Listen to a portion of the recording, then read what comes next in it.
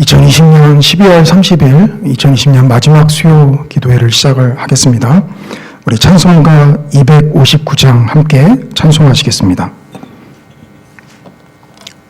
찬송가 259장 예수 십자가에 흘린 피로써.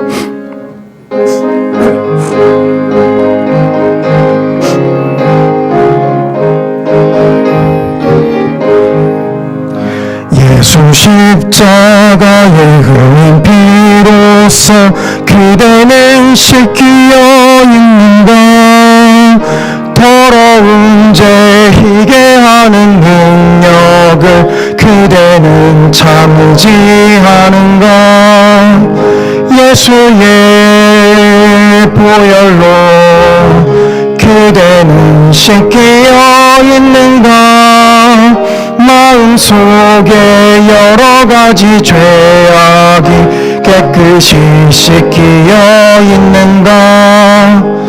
주 예수와 밤낮으로 늘 함께 그대는 행동을 하는가. 아무 때나 어디서나 그대는 십자가 붙들고 있는가. 예수의 보혈로 그대는 씻기어 있는가.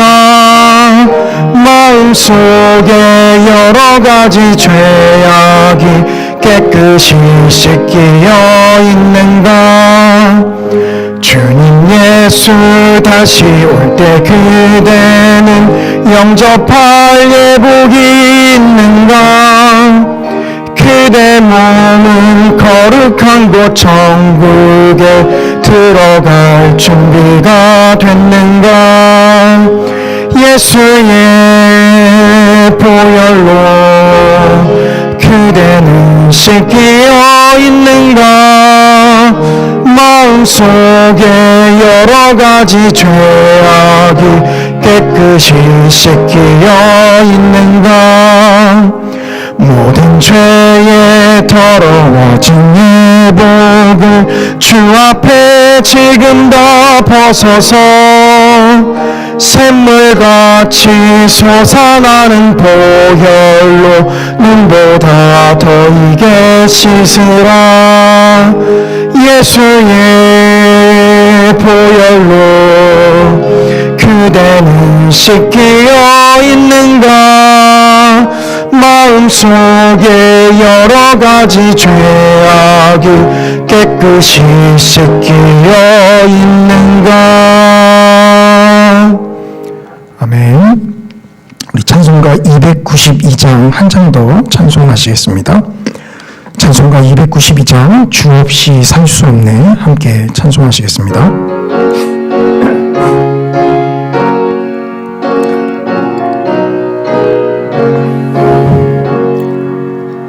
주 없이 살 수 없네 죄인의 구주여.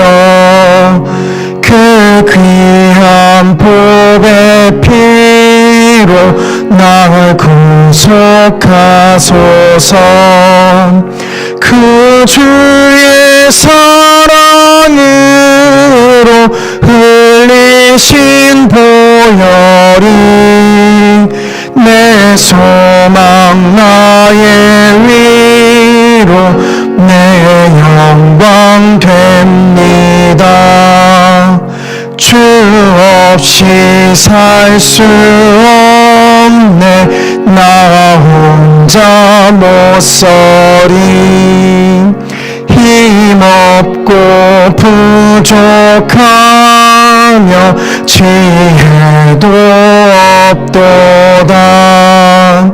내 주는 나의 생명 또 나의 힘이라.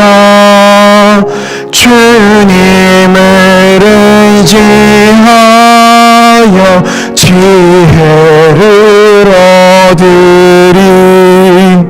주 없이 살 수 없네 내 주는 아신다. 내 영의 깊은 내 소원은 주밖에 나의 마음 네 알아주리요 내 마음 위로하사 평온케 하시네 주 없이 살 수 없네 세월이 흐르고 이 깊은 고독 속에 내 생명 끝나도 사나운 풍랑일 때 날 지켜주시니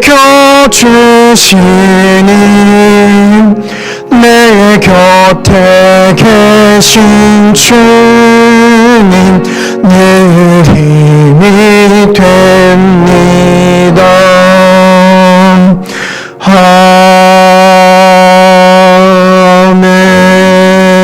아멘.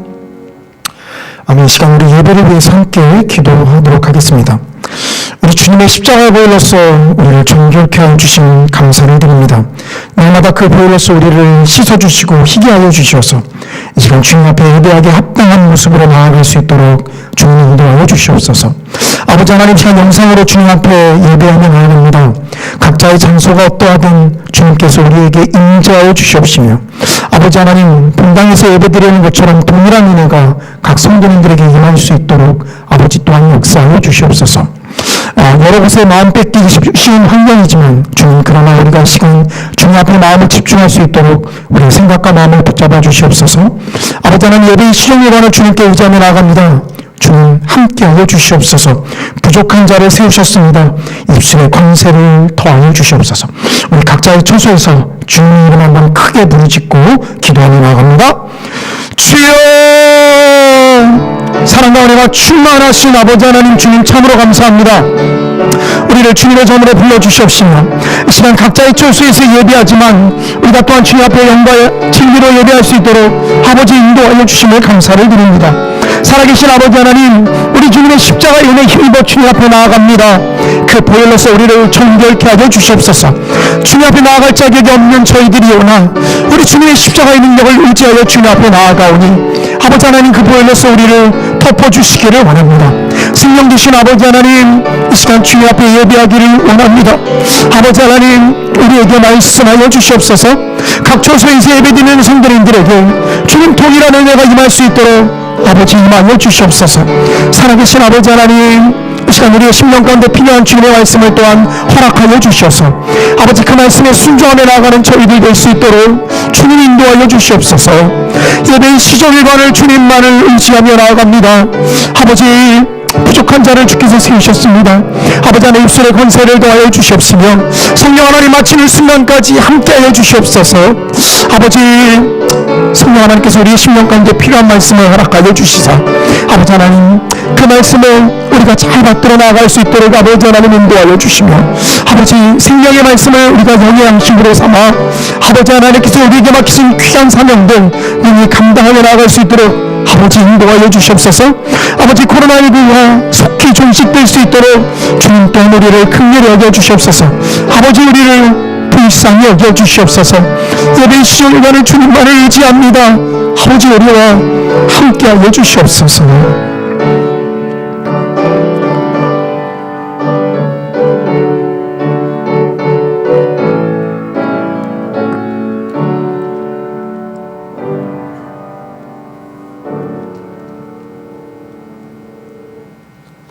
천지 만물을 창조하시고 역사의 주관자가 되시는 위대하신 하나님을 찬양합니다. 아멘. 처음과 끝이 되시는 주님, 한 해를 시작하게 하실 뿐 아니라 여기까지 오게 하셔서 한 해를 마무리하며 오늘 이렇게 2020년 마지막 수요 기도회로 하나님을 예배하며 영광 돌리게 하시니 감사를 드립니다. 이 시간 신령과 진정으로 온 마음 다해 드리는 저희의 예배를 기뻐 받아 주시옵소서. 아멘. 한 번도 겪어보지 못한 코로나의 팬데믹 속에 또 어렵고 힘든 여러 일들이 참으로 많이 있었으나 이길 힘과 피할 길을 주셔서 우리를 돌보시고 몸된 교회를 지켜주신 사랑의 주님, 은혜의 주님 감사를 드립니다. 돌아보면 모든 것이 하나님의 은혜요 사랑이었건만 저희들 영안이 어둡고 우둔하여서 문제들만 바라보며 불평하고 한숨 지었음을 깨닫습니다. 저희의 이 우둔함을 용서하여 주시옵소서. 우리의 시선이 주님을 향하게 하셔서 불평보다 감사 찬양이 넘치게 하여 주시옵소서. 아멘. 저희는 주의 긍휼을 구할 수밖에 없는 죄인입니다. 온전히 주님만 바라보게 하여 주시옵소서. 주님만이 길이오니 그 길을 따라가게 하여 주시옵소서. 아멘. 그리하여 주께서 그러하셨듯이 저희도 교회 밖으로 사랑을 흘러보내는 사랑이 넘치는 교회 되게 하여 주시옵소서. 이 지역사회를 품고 진리를 선포하는 교회 되게 하여 주시옵소서. 소외되고 낮은 자리에 있는 많은 자들을 돌아보고 격려하는 사랑이 넘치는 그런 교회 되게 하여 주시옵소서.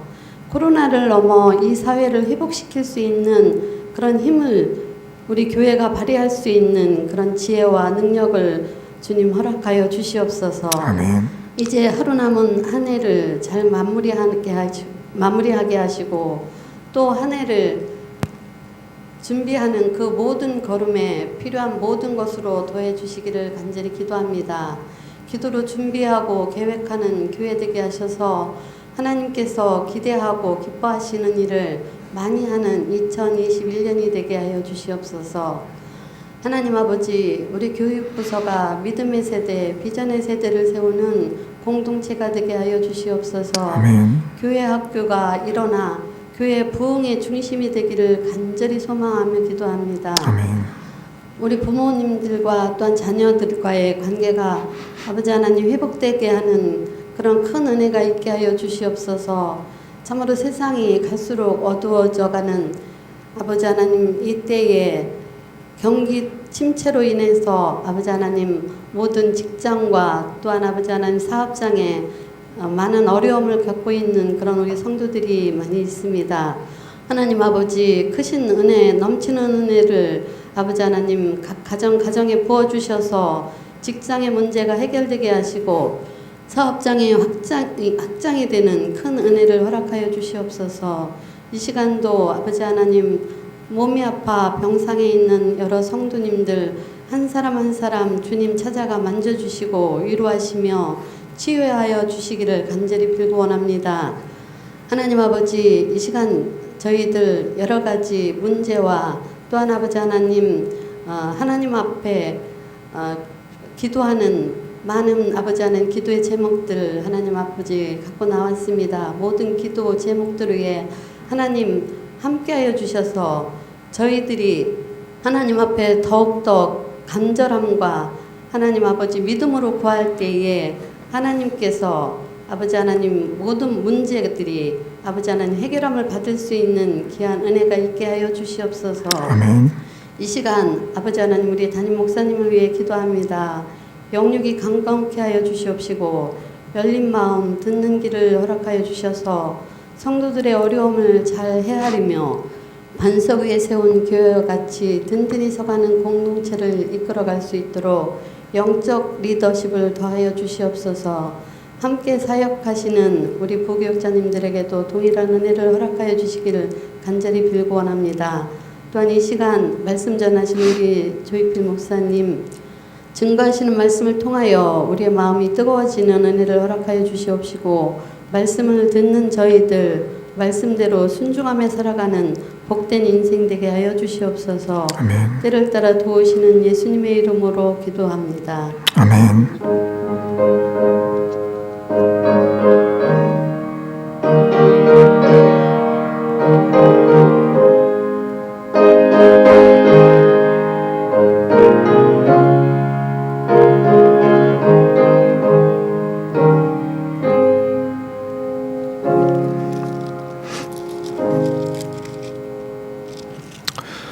시간 우리에게 주시는 하나님 말씀은 구약성경 아모스 2장 4절부터 16절까지 말씀입니다. 제가 가진 성경은 구약성경 1276쪽에 있습니다. 아모스 2장 4절부터 16절까지 제가 봉독하겠습니다.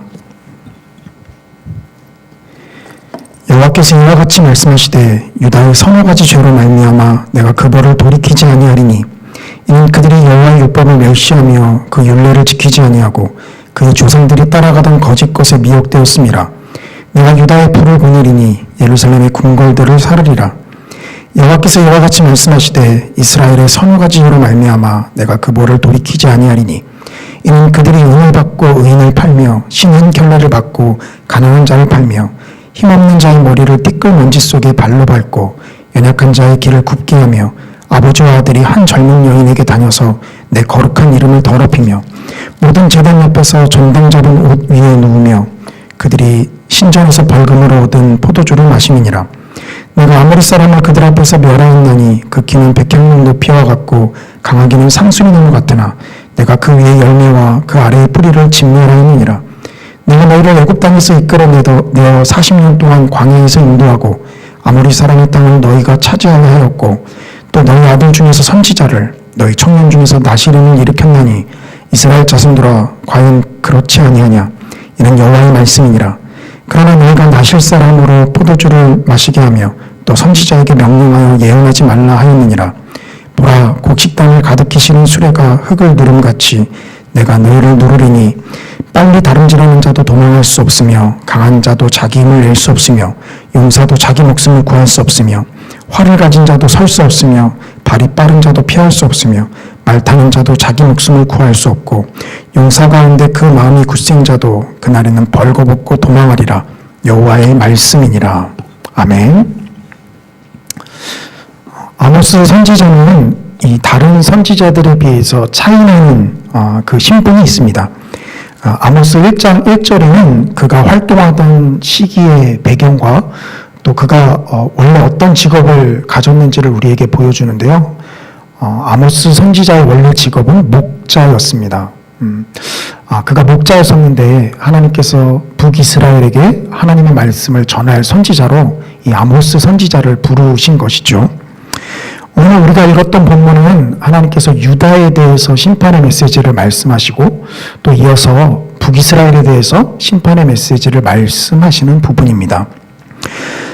오늘 본문 외에 이 아모스 1장에서는 이방 6개 나라에 대한 심판의 메시지도 똑같이 기록이 되어 있습니다.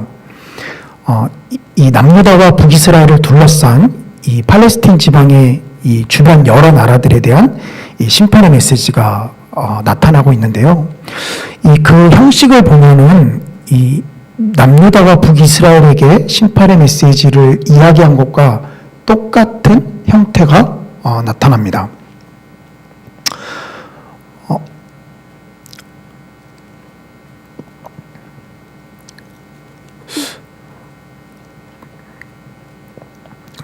어떤 형태가 나타나냐면요. 오늘 본문 2장 4절을 좀 다시 한번 보시면 여호와께서 이와 같이 말씀하시되 유다의 서너 가지 죄로 말미암아 내가 그 벌을 돌이키지 아니하리니 이는 그들이 여호와의 율법을 멸시하며 그 율례를 지키지 아니하고 그의 조상들이 따라가던 거짓 것에 미혹되었음이라. 이 1장 3절부터 이방 나라에 대한 심판을 말씀하시는데 그 말씀하시는 형태가 똑같이 나타납니다. 이 어떤 나라의 서너 가지 죄로 말미암아 내가 그 벌을 돌이키지 않겠다라는 것입니다. 서너 가지 죄라고 해서 세 가지, 네 가지 이 죄 때문에 하나님께서 심판하시는구나 생각하면 안 됩니다. 여기 서너 가지라는 표현은 이 그들의 죄가 많음을 표현하고 있는 것입니다. 그러니 이방 나라나 남유다나 북이스라엘이나 똑같이 그 많은 죄로 말미암아 하나님께서 심판하시겠다라는 것입니다. 그리고 또 똑같이 나타나는 패턴 하나가 있는데요. 내가 불을 보낼 것이다 라는 표현입니다. 모든 나라에서 똑같이 하나님께서 심판의 이유에 대해서 말씀하시고 이후에 내가 불을 보낼 것이다 라고 말씀하십니다. 이 각 나라에 나타나는 심판의 메시지를 자세히 살펴보면 이것이 전쟁으로 인한 심판임을 우리가 좀 살펴볼 수 있습니다. 처음 아모스 선지자에 의해서 북이스라엘에게 이 메시지가 선포되었을 때 아마 북이스라엘 사람들은 좋아했을 것입니다. 왜냐하면 처음에 이 북이스라엘에 대한 메시지가 선포되는 것이 아니라 이 이방 6개 나라에 대한 메시지가 선포되고 있기 때문입니다. 이 이스라엘 사람들은 이방 사람들을 하나님의 심판을 받아 멸망할 죄가 가득한 민족으로 바라봤었는데요. 그래서 아모스 선지자가 그들의 심판을 이야기했을 때 그들은 아마 속으로 맞장구를 쳤을 것입니다. 그렇게 6개 나라에 대한 심판이 선포되고 난 이후에 자신의 이웃 국가였던 한 혈통을 나눠받았던 유다에 대한 메시지도 선포됩니다. 아마 짐짓 놀라기는 하였겠지만 그러나 그럼에도 불구하고 자신들의 나라에 대한 심판이 아니기에 아마 그것 역시 그들이 거부감 없이 들었을 것입니다. 그런데 이 아모스 2장 6절에 와서는 이 북이스라엘에 대한 심판을 하나님께서 이야기하시는데요. 여기부터 시작해서 이 아모스 끝까지 계속 북이스라엘에 대한 메시지를 하나님께서 증거하고 계십니다. 그리고 다른 나라에 대해서는 이 2절부터 3절, 이 두세 개의 절을 할당해서 하나님께서 심판의 메시지를 말씀하시는데 이 북이스라엘의 경우는 오늘 우리가 읽어봤던 6절부터 16절까지 이 11절을 사용해서 하나님께서 심판의 메시지를 말씀하고 계시는 것을 우리가 알 수 있습니다. 이 모든 나라에 대해서 하나님께서 똑같이 심판하시겠다라는 것이 공통점으로 나타나는 반면에 그 분량에 있어서는 눈에 띄는 차이점을 우리가 좀 살펴볼 수 있습니다. 오늘의 말씀은 이 차이점 속에서 우리가 하나님께서 우리에게 무엇을 말씀하시는가를 좀 우리가 살펴보았으면 좋겠는데요. 우리가 그 이전에 이 공통적으로 나타나는 심판의 메시지를 통해서 또 하나님께서 우리에게 말씀하시는 것을 좀 살펴보고자 합니다. 앞에서도 말씀드렸다시피 이 심판의 메시지는 하나님께서 전쟁으로 인한 심판을 이야기할 것을 말씀하십니다. 당시 시대적 배경을 잠깐 말씀을 드리면 이 아수르라는 나라가 이 팔레스틴 지방에 아주 강한 세력으로 부강하고 있었습니다. 그러다 보니 이 팔레스틴에 있는 나라들은 이 의견이 분분했죠. 어떤 의견이었냐? 이 아수르라는 나라를 견제할 것인가 아니면 이 아수르라는 나라와 친교 정책을 펼칠 것인가 라는 것을 두고 이 각 나라들이 의견이 분분했습니다. 이 아수르라는 나라를 대적하고자 했던 나라의 대표주자는 이 애굽이었습니다. 그래서 이 팔레스틴 지방에 있는 나라들은 애굽과 함께 연합전선을 펼쳐서 아수르를 견제할 것인가 아니면 아수르에 붙어서 아수르가 정복하는 것을 도울 것인가 라는 이 의견이 분분한 상태였었습니다. 그러다 보니 애굽에 붙은 나라들도 있을 것이고 아수르에 붙은 나라들도 있었겠죠. 아수르에 붙은 나라들이 아수르의 변을 따라서 친애굽의 성향을 보이는 나라들을 공격합니다. 반대로 애굽의 친애굽 정책을 펼치는 나라는 역시 아수르 쪽에 붙은 나라들을 공격을 하겠죠. 그래서 이 심판의 메시지들을 보면 하나님께서 이 전쟁을 통해서 이 열방 나라들을 심판하신다라는 것을 보게 됩니다. 이 공통점 가운데 우리가 한 가지 생각해 보아야 할 것은 분명히 이 심판은 아수르라는 나라로부터 비롯된다라는 것입니다. 당시 고대근동 지방의 패권을 장악하고 있었던 아수르라는 나라, 그 나라가 자신의 나라의 지경을 확장하기 위해서 이 전쟁을 벌였기 때문에 그 아수르라는 나라 때문에 심판이 임한다라는 것이죠. 그런데 하나님께서는 이 아수르라는 나라의 이름을 이 오늘 본문에서 드러내지 않습니다. 다만 분명히 전쟁으로 인한 심판이 그들에게 임하는데 그것은 바로 하나님으로 말미암는다라는 것을 이야기하시죠. 그리고 하나님으로 말미암는 그 심판에는 남유다와 북이스라엘도 빠짐없이 함께 포함되고 있음을 보게 됩니다. 하나님께서 세상 모든 민족들을 반드시 심판하실 것이다 라는 것은 성경의 명명백백한 기록입니다. 마지막 예수님께서 다시 이 땅에 오셨을 때 이 모든 열방들이 한 나라도 빠짐없이 하나님의 심판대 앞에 서게 되는 것은 이 잔인한 것이죠. 특히나 이 베드로서를 보면은 이 심판이 불로 임할 것을 하나님께서 말씀하시는데, 이 오늘 본문에서도 보면은 하나님께서 이 전쟁을 내가 불을 보낼 것이다 라는 이 심판의 메시지로 표현하고 있다 라는 것은 참으로 우리에게 의미하는 바가 크다라고 볼 수 있습니다. 지금은 코로나19 때문에 마치 이것이 하나님의 심판이냐 아니냐라는 의견들이 좀 분분한 것 같습니다. 우리가 디테일하게 들어가서 누가 코로나19가 걸린 것이 하나님의 심판이다, 누구는 피한 것이 하나님의 심판이 아니다 라고 우리가 섣불리 판단할 수는 없겠죠. 그러나 좀 거시적인 관점에서 보면 분명히 이런 일들이 우리 가운데 생기는 것은 하나님께서 우리에게 말씀하시고자 하시는 것이 분명히 있다라는 것입니다. 물론 세부적으로 들어가서 꼭 누군가에게 코로나19에 걸린 사람이 하나님의 심판과 저주를 받았다라고 단정 지을 수는 없습니다. 그렇게 섣불리 판단할 수 없죠. 그런데 거시적인 관점에서는 분명히 하나님께서 이 상황을 통해서 우리에게 말씀하시고자 하는 것이 분명히 있다라는 것입니다. 마치 아모스 선지자가 당시 팔레스틴 지방의 모든 나라들에게 빠짐없이 하나님의 심판이 임한다라고 이야기했던 것처럼 말입니다. 북이스라엘은 말씀드렸다시피 처음에 이방 나라들에게 심판의 메시지가 임했을 때 이 속으로 좋아하고 안도의 한숨을 쉬었을 것입니다. 그러나 그들에게 더 강력하게 심판의 메시지가 임하고 있다라는 것을 우리가 좀 기억해 두어야겠죠. 이제 우리가 본격적으로 각 나라들에게 임한 사실 이방 나라에게 임한 심판의 기준과 또 남유다와 북이스라엘에 임한 심판의 기준이 차이가 있습니다. 우리가 그 차이점을 살펴보면서 하나님께서 과연 오늘날 우리에게 무엇을 말씀하시고자 하시는가 하는 것들을 한번 좀 우리가 살펴보도록 하겠습니다. 먼저 이방 나라에게 임한 이 심판의 메시지를 우리가 좀 살펴보았으면 좋겠는데요. 이 하나님께서 심판의 메시지를 말씀하시는 형식이 동일하기 때문에 한 나라만 좀 샘플로 뽑아서 우리가 살펴보았으면 좋겠습니다. 이 아모스 1장 13절인데요. 제가 좀 읽어드리겠습니다. 여호와께서 이와 같이 말씀하시되 암몬 자손이 서너 가지 죄로 말미암아 내가 그 벌을 돌이키지 아니하리니 이는 그들이 자기 지경을 넓히고자 하여 길르앗의 아이벤 여인의 배를 갈랐음이니라. 이 하나님께서 서너 가지 죄로 말미암아 내가 심판하겠다라고 말씀하신 이후에 항상 그 심판의 이유를 뒤에 바로 언급하십니다. 이 암몬 자손 같은 경우는 그 심판의 이유가 무엇입니까? 길르앗의 아이벤 여인의 배를 갈랐다라는 것이죠. 분명히 전쟁으로 길르앗을 침범했고 그 가운데 아이벤 여인의 배를 갈라버렸다라는 것입니다.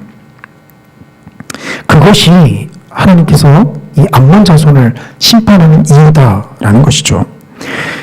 딱 봐도 잔인무도함이 느껴지지 않습니까? 그런데 이 암몬 자손뿐만이 아니라 이 이방 나라들에 대한 이 심판은 이 비인간적인 모습, 이 잔인함으로 좀 대표될 수 있습니다. 제가 그 심판의 이유들만 좀 뽑아서 빨리빨리 좀 읽어드리겠습니다. 그 심판 이유들만 좀 언급드리겠습니다. 철타작기로 타작하듯 길르앗을 압박하였다. 모든 사로잡은 자를 끌어 에돔에 넘겼다. 그가 칼로 그 형제를 쫓아가며 긍휼을 버리며 항상 맹렬히 화를 내며 불을 끝없이 품었다. 그가 에돔 왕의 뼈를 불살라 죄를 만들었다. 이 전쟁의 상상 가운데서는 분명히 연상되는 구절이긴 하지만 이 그들이 분노를 끝까지 유지했다라는 것, 그리고 형제였던 나라를 에돔에 넘겨버렸다라는 것, 그리고 에돔 왕의 뼈를 불살라 죄를 만들어버렸다라는 것. 이 앞서 우리가 살펴본 아이벤 여인의 배를 갈랐다라는 것과 더불어서 이 비인간적이고 잔인무도한 모습 때문에 하나님께서 이방 나라들을 심판하시겠다라는 것을 우리가 좀 볼 수 있습니다. 좀 쉽게 이해를 하기 위해서 보면 우리가 가끔 그 뉴스를 들으면 좀 섬뜩섬뜩한 뉴스들을 듣지 않습니까? 사람을 죽여서 뭐 잔인하게 토막내서 버렸다. 뭐 이런 뉴스들이 요새 나오고 있는데요. 우리가 그런 뉴스들을 들을 때 우리의 반응을 좀 한번 생각해 보시면 됩니다. 혹시 이런 성도님들 계시나요? 그 뉴스를 들으면 하나님께서 살인하지 말라 하셨는데 살인을 범했어? 혹시 이렇게 반응하시는 성도님들이 계시나요? 염두는 해두지만 우리가 사실 선뜻 그런 반응을 보이진 않습니다. 우리가 대부분 보이는 반응은 무엇이죠? 그런 뉴스를 들으면 아니 사람이 어떻게 저럴 수가 있지? 라는 이런 반응을 우리가 보입니다. 아니 저런 범죄를 저지른 사람은 정말 정상적인 사람인가? 그가 정상적인 사람이라면 어떻게 이렇게 잔인무도한 범죄를 범할 수가 있지? 이것이 우리의 이 보통의 반응이죠. 믿는 우리들 뿐만이 아니라 믿지 않는 사람들 역시 이와 똑같은 반응을 보입니다. 그가 사람이라면 어떻게 이렇게 잔인무도한 범죄를 저지를 수 있는가? 이게 보통의 반응이죠. 하나님께서 이방 나라를 심판하시는 이유도 이와 똑같습니다. 그들의 잔인무도함, 그들의 비인간적인 모습 때문에 하나님께서 그들을 심판하시겠다라는 것입니다. 원래 하나님께서는 인간을 창조하시고 하나님의 형상과 모양대로 창조하셨다라고 말씀하시죠. 하나님의 형상과 모양대로 창조하셨다라는 것은 이 하나님의 본을 떠서 만들었다라는 뜻입니까? 이 하나님은 영이시기 때문에 엄밀히 따지면 이 형상과 본이 없으시죠. 그런데도 불구하고 성경은 우리를 하나님의 형상과 모양대로 만들었다라고 표현합니다. 그것은 무슨 뜻입니까? 우리의 모양이 하나님의 형상이 아니라 우리가 가진 인격, 우리가 가진 성품들이 하나님으로부터 온 것이다라는 것이죠. 그래서 이방인들을 심판할 명분이 확실히 섭니다. 그들이 비록 하나님을 몰랐더라도 그들은 하나님의 형상과 모양대로 창조된 자들이기에 하나님으로부터 온 것이 아닌 그 잔인무도함과 비인간적인 모습, 그것 때문에 하나님께서 그들을 심판하시겠다라는 것이죠. 이것이 이방 그 6개 나라들을 심판하신다라고 하는 이 하나님의 심판의 기준입니다. 그런데 이 심판의 기준은 이 남유다에 와서는 조금 그 심판의 기준이 바뀌어버립니다. 우리가 아까 읽어봤던 아모스 2장 4절 이 후반부를 제가 좀 다시 한번 읽어드리겠는데요. 이는 그들이 여호와의 율법을 멸시하며 그 율례를 지키지 아니하고 그의 조상들이 따라가던 거짓 것에 미혹되었음이라. 여기 남유다를 향한 심판의 기준은 그들의 잔인무도함, 그들의 비인간적인 모습으로 나타나지 않습니다.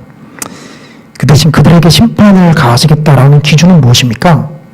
그들이 하나님의 율법과 율례를 어겼다라는 것이죠. 한마디로 이야기하면 하나님과 맺었던 언약을 남유다가 깨뜨렸다라는 것입니다. 그리고 그것은 그들의 조상들처럼 이방 신을 쫓아가는 모습으로 나타난 것에서 절정을 이룹니다. 즉 무엇입니까? 남유다를 심판하시는 기준은 그들이 하나님의 율법과 율례를 어겨버리고 이방 신을 따랐다라는 것이 그들에게 심판의 기준이 된다라는 것이죠. 이 이방 나라들과는 확연히 이 구별이 되는 심판의 기준을 우리가 볼 수 있습니다. 북이스라엘은 어떨까요? 이 북이스라엘 역시 6절부터 8절까지 이 심판의 이유에 대해서 하나님께서 말씀하시는데요. 6절만 제가 좀 읽어드리겠습니다.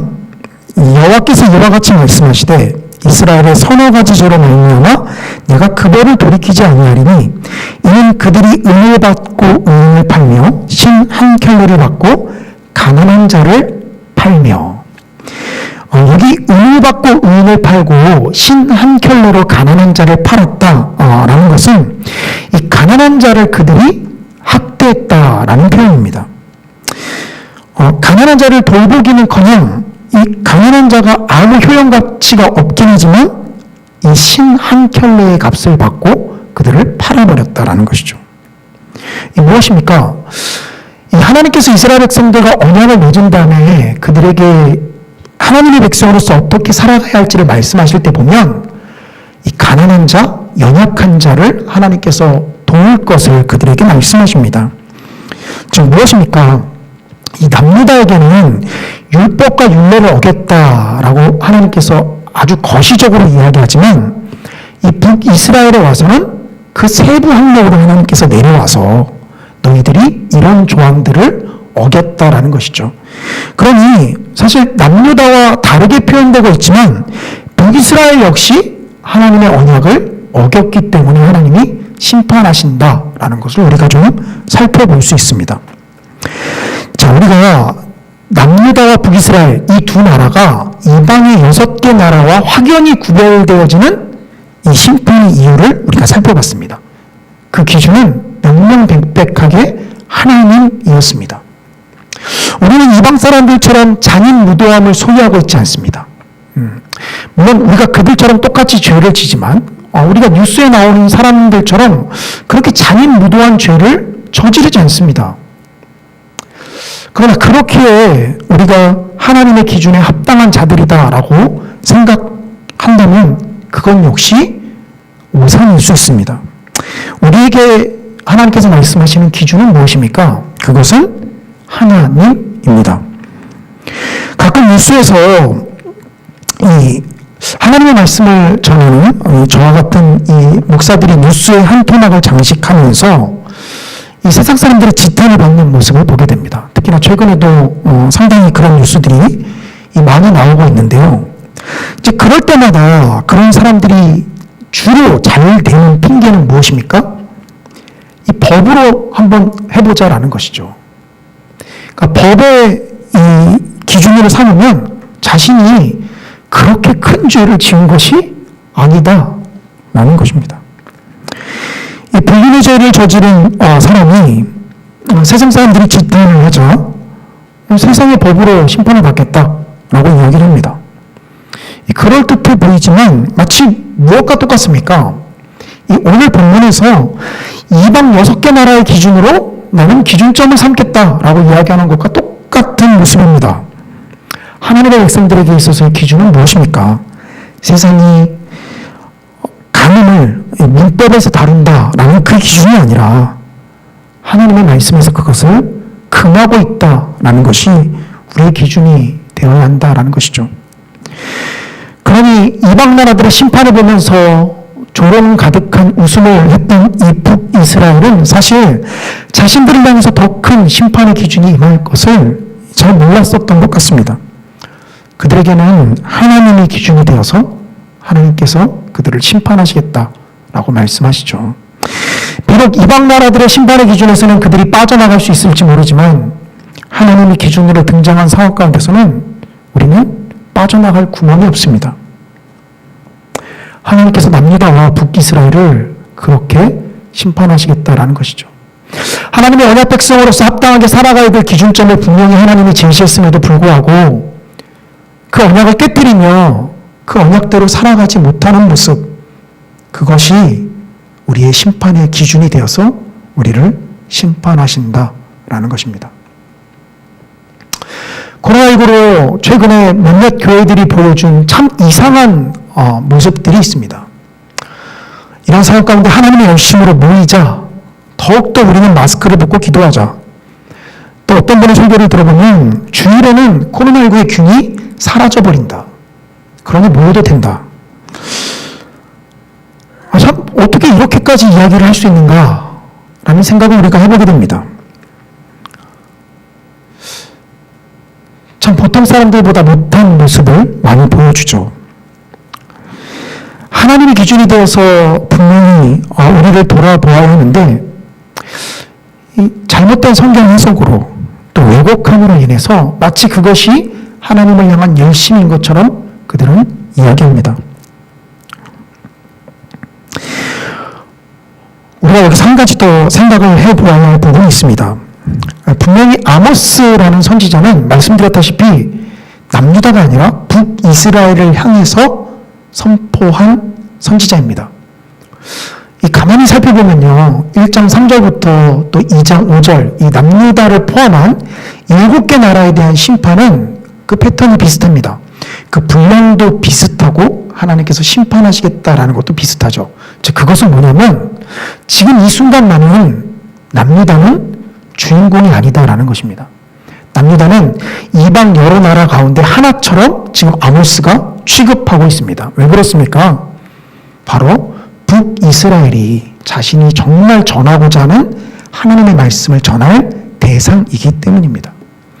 남유다조차 이방 나라의 한 축으로 치부하면서 아모스 선지자는 북이스라엘을 향해서 이야기합니다.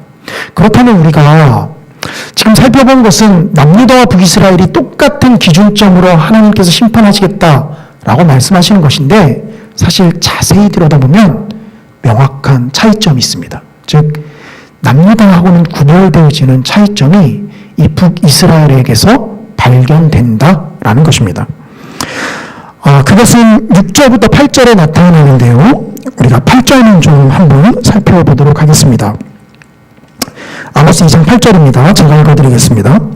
모든 제단 옆에서 정당 잡은 옷 위에 누우며 그들이 신전에서 벌금으로 얻은 포도주를 마시느니라.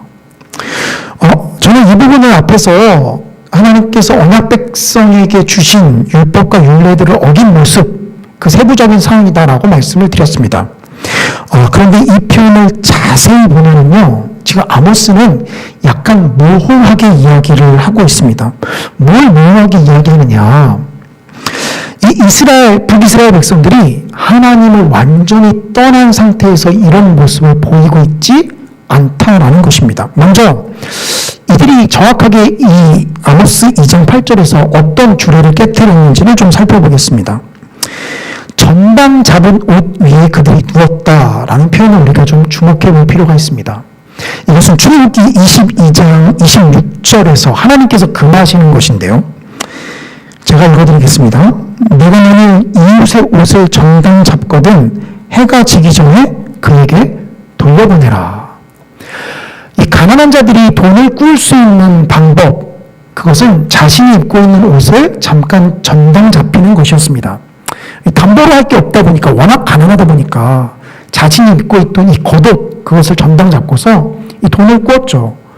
그런데 하나님께서는 참 자비로운 것을 말씀하시는데 뭐라 말씀하셨습니까? 그것을 전당 잡거든 하루가 지나기 전에 그것을 돌려보내라 라는 것이죠. 왜 그렇습니까? 이 가난한 자가 그 겉옷을 내어줬기 때문에 추위에 얼어 죽을 수 있기 때문이죠. 이 자신의 겉옷을 전당 잡힐 정도의 가난함을 가진 사람이라면 당연히 이 추운 날씨에 그는 객사할 것이 뻔하기 때문입니다. 그래서 하나님께서는 자비롭게 이 돈을 꾸릴 수 있는 방법으로, 저당 잡을 수 있는 방법으로 겉옷을 저당 잡는 것을 허락하긴 하지만 그 가운데 하나님께서는 또 자비로운 방법으로 그것을 돌려보내라 라고 이야기하십니다. 그런데 지금 오늘 본문에서 나오는 북이스라엘의 모습은 무엇입니까? 그 전당 잡은 옷 위에 그들이 누웠다라는 것이죠. 누워서 뭘 했을까요? 잠을 자지 않았겠습니까? 그것은 그들이 밤새 그것을 전당 잡고서 돌려보내지 않았다라는 뜻입니다. 하룻밤만 그랬겠습니까? 전당 잡은 옷을 절대로 그들은 돌려보내지 않았을 것입니다. 그 가난한 자가 돈을 갚기 전에 그들은 돌려보내지 않았을 것입니다. 이 모습은 무엇입니까? 그들이 분명히 하나님의 언약을 어긴 모습을 우리에게 단적으로 보여줍니다. 그런데 여기서 제단 옆에서 그들이 그렇게 했다라는 표현을 우리가 좀 다시 한번 주목해야 합니다. 이 제단 옆에서 또 후반절에 가면은 그들의 신전에서, 이 그들의 신전은 마치 이방신을 섬기는 신전을 연상시킵니다. 그래서 이 앞에서 말한 제단이 이방신을 섬기는 제단, 그리고 그들의 신전은 이방신을 섬기는 신전, 마치 이렇게 표현하고 있는 것 같습니다. 그런데 제가 말씀드렸다시피 이것은 모호한 표현입니다. 모호하다라는 것은 무슨 뜻입니까? 이방신을 섬기는 것으로 표현될 수도 있지만 또 그들이 하나님을 섬기는 것으로도 표현될 수 있다라는 것이죠. 여기서 이 제단과 신전은 그들의 하나님, 그들의 하나님의 제단을 암시할 수도 있습니다. 즉 그것은 무엇입니까? 이들이 남유다하고는 다르게 겉으로는 분명히 하나님을 섬기는 모습이 나타나고 있다는 것이죠. 그들은 분명히 하나님의 제단 옆에 있었고 하나님의 신전 옆에 있었습니다. 그런데 그들이 보이는 모습은 무엇입니까? 하나님께서 분명히 말씀하신 사회 정의를 세우는 모습, 가난한 자를 돌보는 모습, 힘이 없고 연약한 자들을 돌봐야 하는 모습을 그들은 나타내지 않고 있다라는 것입니다. 하나님의 백성이라는 자부심은 분명히 하늘을 찔렀을 것입니다. 왜 그렇습니까? 제단 옆에서 그들이 그랬고 하나님의 신전 가까이 그들이 거하였기 때문입니다. 그런데 그들은 하나님께서 말씀하시는 언약 백성이 살아가야 될 합당한 모습을 전혀 보이지 않았습니다. 그것이 북이스라엘을 심판하시고자 하시는 하나님의 심판의 기준입니다. 이것은 북이스라엘을 향한 메시지일 뿐만이 아니라 오늘날 분명히 우리를 향한 메시지입니다. 누구보다도 하나님의 성전 가까이에 거하며 하나님의 성전을 거쳐서나 거하는 우리, 아니 조금 더 정확하게 이야기하면 사실 이것은 저와 같은 사람을 하나님께서 말씀하시는 것입니다. 누가 보기에도 하나님의 신전을 떠나지 않으며 하나님의 제단 가까이 거하지만 하나님께 말씀하신 언약 백성의 합당한 모습은 단 1도 나타나지 않는 사람, 사회정의를 입으로는 이야기하지만 전혀 실천하지 않는 사람, 겉옷을 돌려줘야지라고 말로는 뻔질을 이야기하지만 그 겉옷을 깔아안고 평생 가지고 가는 사람, 그것이 저희며 우리입니다. 이것이 북이스라엘 가운데 하나님께서 심판하시겠다라고 말씀하시는 하나님의 심판의 기준입니다.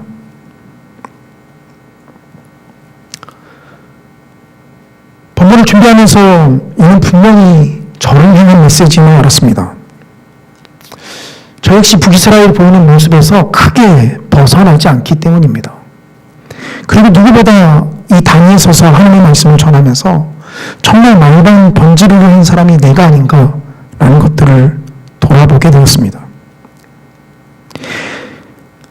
이 시간 영상으로 예배를 드리며 누구보다도 신앙의 열심을 보이시는 성도님들은 어떠십니까? 성도님들은 그 보이시는 모습만큼 하나님께서 원하시는 언약 백성의 합당한 모습을 정말 삶 가운데 나타내고 계십니까? 세상만을 지탄하며 믿지 않는 자들을 우리 손 아래 내려보듯 혹시 그렇게 하고 계십니까? 참으로 놀라운 것은 이 북이스라엘은 스스로 다른 신을 섬긴다라고 생각하지 않았다라는 것입니다. 그들은 누가 물어보면 자신들은 여호와 하나님을 섬긴다라고 그들은 이야기했을 것입니다. 마치 잘못된 행태를 보이는 최근의 몇몇 교회들처럼 말입니다. 극단적인 해석에 치우쳐 사회정의를 보여주지 못하고 오히려 해치는 모습으로 나타나는 그 모습처럼 이들 역시 스스로는 하나님의 말씀을 또 하나님을 섬긴다라고 하면서 전혀 왜곡된 다른 길로 나아가고 있는 것처럼 말입니다. 하나님을 섬긴다라고 하는 우리가 잔인하고 비인간적인 이방 나라들의 기준보다 더 못 미치는 순간이 있습니다. 그것은 하나님의 말씀을 심히 왜곡해서 해석할 때 나타납니다. 그것이 신앙의 열심과 결부되어져서 그 누가 이야기해도 전혀 듣지 않습니다. 아주 철옹성처럼 그 기준으로 딱 자리 잡고 있어서 그것을 지키는 것이 생명이며 그것을 지키는 것이 하나님을 향한 열심으로 착각합니다. 잘못된 왜곡된 해석과 신앙이 결부되어져서 세상의 기준보다 한참 미치지 못하는 모습을 보여줍니다. 그것이 바로 우리입니다. 거룩한 신앙의 탈을 쓰고 하나님의 언약의 백성으로서의 모습을 나타내지 못하는 모습. 그래서 세상 사람들이 그런 모습이 드러날 때마다 우리를 향해서 끊임없이 손가락질과 지탄의 메시지를 가하지 않겠습니까? 몇몇 잘못된 행태를 보인 교회들을 선을 나누고 싶진 않습니다. 물론 할 말은 많이 있습니다. 그들은 성경 해석이 틀렸고 정말 잘못된 가치관을 가지고 있으며 그들이 하나님을 섬긴다고 하나 성경에서 이야기하는 바람 하나님을 섬기는 것이 아니다. 그렇게 부르짖고 싶습니다. 싸잡아서 모든 교회와 기독교를 욕하는 사람들을 향해서 100번이고 1000번이고 그렇게 이야기하고 싶습니다. 그러나 지금은 그렇게 이야기하는 것보다 그것이 우리의 잘못일 수 있음을 인정하는 것이 더 시급한 것처럼 보입니다. 우리 역시 하나님의 말씀을 왜곡되게 해석했을 때 세상 사람들의 비인격적이고 잔인한 모습보다 더 악랄하고 악한 모습으로 나타날 수 있다라는 것을 생각해 보아야겠습니다. 참으로 감사하게도 그러한 답이 없는 우리들을 향해서 예수님께서는 이 땅에 오셨고 그러한 우리의 죄를 위해서 십자가에 못 박혀 죽으셨습니다. 우리는 다시 한번 그 십자가의 보혈 안에 들어가기를 원합니다. 그리고 다시 한번 주님께서 말씀하신 언약 백성의 합당한 모습이 무엇인지를 우리가 곰곰이 묵상하며 2021년을 맞기를 원합니다. 지나간 한 해 온전한 모습을 보이지 못하였다면 하나님 앞에 정실한 회개로 나아가셨으면 좋겠습니다. 그리고 다가오는 2021년 우리가 하나님의 언약 백성의 합당한 모습이 우리 가운데 나타날 수 있도록 하나님께 간절히 긍휼을 구하며 나아가시는 저와 우리 성산교회 성도님들 되시기를 주님의 이름으로 간절히 축원합니다. 우리 들은 말씀 가지고 함께 기도하며 나아가면 좋겠습니다. 하나님, 북이스라엘을 향한 심판의 메시지가 우리를 향한 심판의 메시지임을 이 시간 깨닫게 하심을 감사를 드립니다.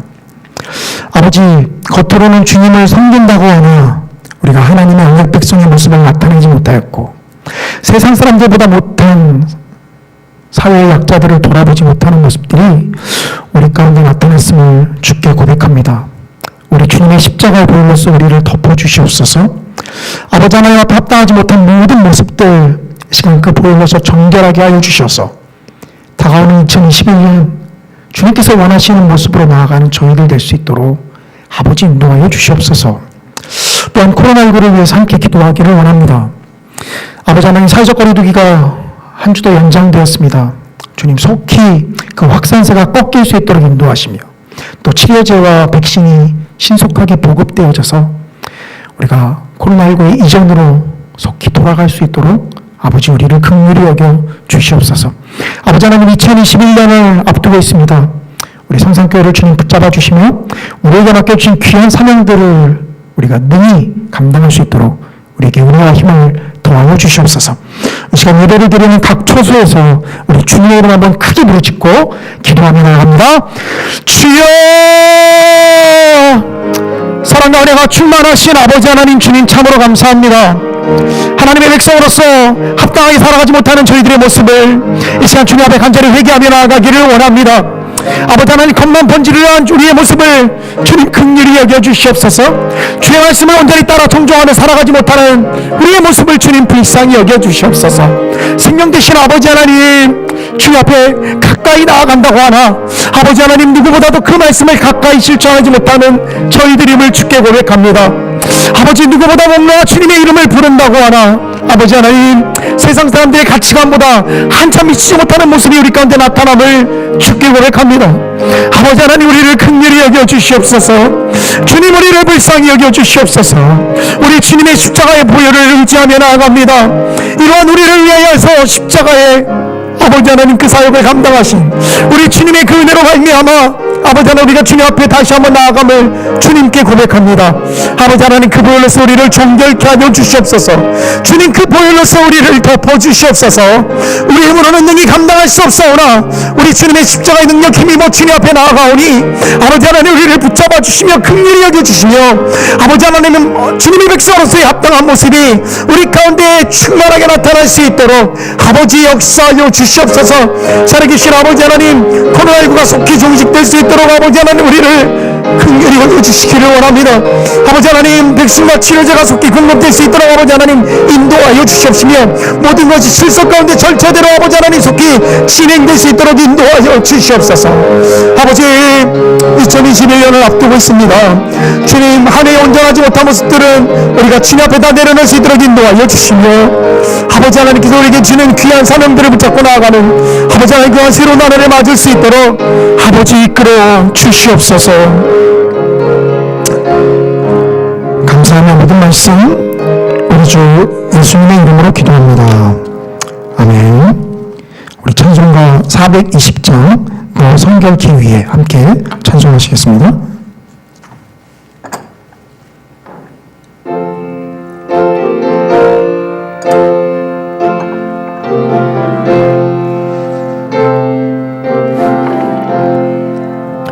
너 성결케 위해 늘 기도하며 너 주 안에 있으니 성경 보고 오년제들 함께 늘 사귀면서 일하기 전마다 너 기도해라.